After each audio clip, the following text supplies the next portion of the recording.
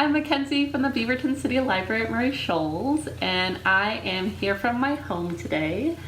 And because we are in our homes right now, we can't go to the library, neither me as a staff member nor you, a member of our wonderful community. So today I'm going to bring you a STEM activity that you can do at your home with supplies that you probably have at home. All right.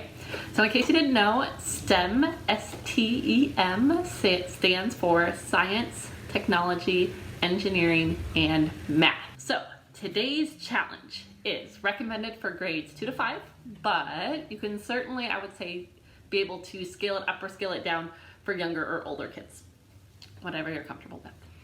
So today's challenge is powerful paper. The challenge says, use only paper and tape to create a structure that will hold a heavy book. It must be able to stand on its own. The supplies, there aren't very many of them, only 3 things that you need.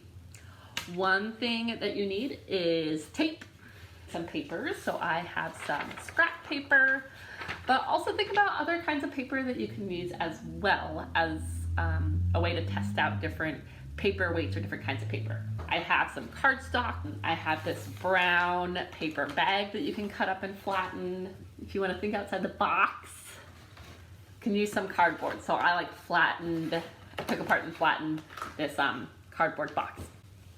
So just a few different things that you can use that you probably have at home.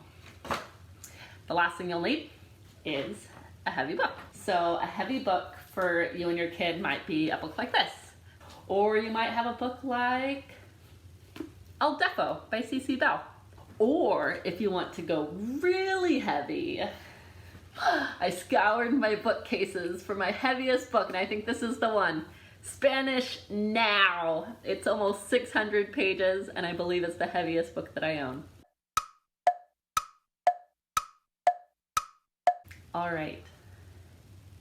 So, if you want to take the time to make a hypothesis of what kind of structure, what you want to do with your paper and your tape, this is a good time to do it. But I'm going to give you a hint.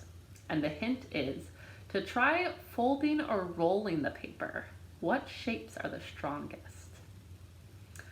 All right, parents, you might ask, what's the science behind this? I want to know how to explain it to my kid. So here's what's going on. Rolling the paper into tubes creates layers of paper, which adds strength. I've got this tube of paper and I rolled it up. You could roll it tighter if you wanted to. You could roll a little bit looser. Also, folding the paper into tubes with shapes like squares and triangles adds even more strength. It also adds stability so the book doesn't wobble, because we don't want that to happen.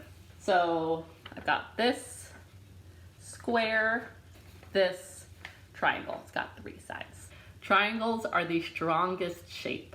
Forces pushing down on the point of a triangle are distributed down the sides and to the base of the triangle. So feel free to take the time to make some different structures with your kids. And in case you would like to sort of extend this activity in a few different ways, I have 5 different ways that you can do that cover science, technology, engineering, art, and math. So for science, what force does the book show, and how does gravity affect your structure? Technology, try making several different structures like how I did. Even if the first one works really, really well, can you improve your design? Engineering, look at pictures of bridges. What do you notice, and how would you design a bridge?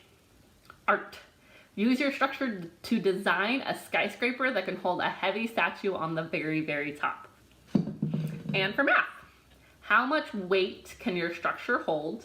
Graph the maximum weights of each structure you tried. A few different ways that you can measure the weight is if you have a scale in your bathroom, you can do that.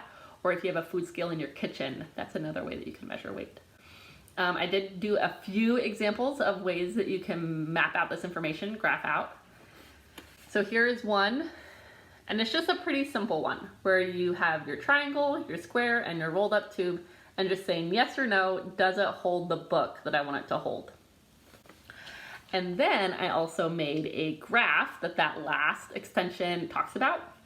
I made a little mistake, but I've got structures down here and I have weights going this way. And I made little tick marks for 1, 2, 3, 4, 5, 6, 7 pounds. And then I did fake little bar graphs on how much weight each structure could hold. All right, so that was today's STEM activity. Feel free to do that at home with your kids and comment below with what you learned and how your experience was. Thanks so much, everyone.